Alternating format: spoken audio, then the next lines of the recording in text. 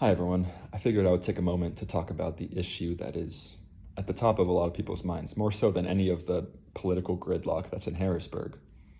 And that is the vicious and merciless campaign of violence that's being executed by ICE and the Trump administration against our communities. I don't have to tell you that there are hordes of masked vigilantes roaming our streets, hunting down our most vulnerable neighbors, our immigrant friends, for sport, and deputized to shoot us dead in the street. It's disgusting, it's despicable, it's illegal and unconstitutional, and these are all things that you already know. Unfortunately, instead of protecting our communities, our state leaders and our state government has instead chosen to take part and to lend support to this campaign of violence. Our state police is lending aid and lending quite a bit of resources to ICE during their campaign of terror, including by proactively reaching out to ICE when, during the course of regular duties of a PA state trooper, that trooper learns about the immigration status of a person that they interact with. This includes when the PA State Police interacts with victims and witnesses to crimes here in Pennsylvania. A victim and a witness to a crime who comes forward and talks to the PA State Police, the agency that is supposed to be protecting them and helping them. Instead, they are being subject to retribution by the PA State Police, who calls ICE, and more than likely violence by ICE. And we know how that story ends. It ends with blood in the street. It's unacceptable and it has to stop. Our PA state prisons are also lending their support, including by detaining people who should otherwise be set free. If ICE asks them, they are detaining these people for up to 48 hours until ICE can come around and arrest them themselves. It's unacceptable and it has to stop. Our state government is also lending support by providing access to multiple different state databases that include information about all of us. If you've ever interacted with the PA state government, any of the agencies, including PennDOT, have you ever applied for a driver's license? ICE has access to your personal data. These are law-abiding people who have never been accused of any crime, and ICE has unfettered, unregulated access right now. And it's unacceptable and it has to stop.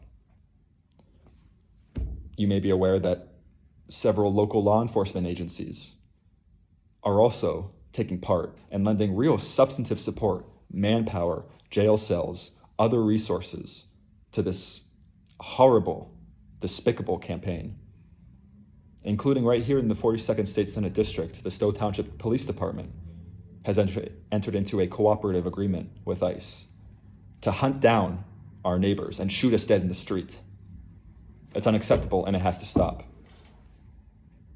All of this can be stopped if our state leaders cared and bothered to do so. We are not obligated to allow our state police to take part in these operations and to reach out to ICE when they interact with somebody and learn about their immigration status. Our state prisons are not obligated to cooperate with requests to detain individuals on behalf of ICE. We are not obligated to share access to these databases that ICE has access to without a judicial warrant. Show me the warrant. And several states in the country have passed legislation explicitly prohibiting local law enforcement agencies from entering into cooperative agreements with ICE. That is a perfectly legal recourse that our state government has. And it's a matter of not just protecting our communities, but also enforcing the law. If you're serious about law and order and about the rule of law and about due process, that includes refusing to take part in illegal and unconstitutional campaigns. It's part of law enforcement's job, fundamentally, to refuse to cooperate. It's despicable, and our state leaders are complicit. More than complicit, they're lending support. And I respect Governor Shapiro and his leadership on a lot of different issues, but this is not one of them. He could snap his fingers tomorrow and our state police would stop cooperating.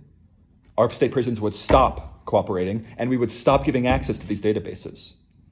Our state legislators are also complicit. Like I said, they could pass legislation to do any of this and to protect our communities and protect our most vulnerable neighbors, and they're not. They don't care. It makes me sick.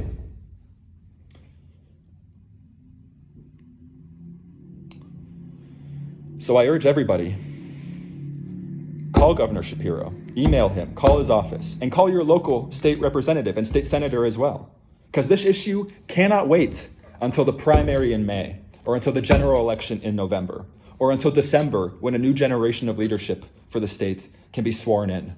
It cannot wait. Our communities need protection right now.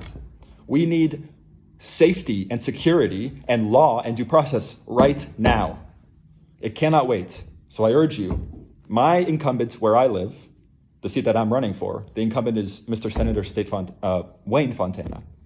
I urge everybody, call him, ask him, what are you doing to show leadership on this issue? What are you doing to protect your constituents? What are you doing to stop our state police and our state prisons and our state agencies and our local law enforcement from taking part in this disgusting violation of our most basic civil liberties? What are you doing to show leadership? Because you are our state leader right now, and we need help right now. Okay, thank you.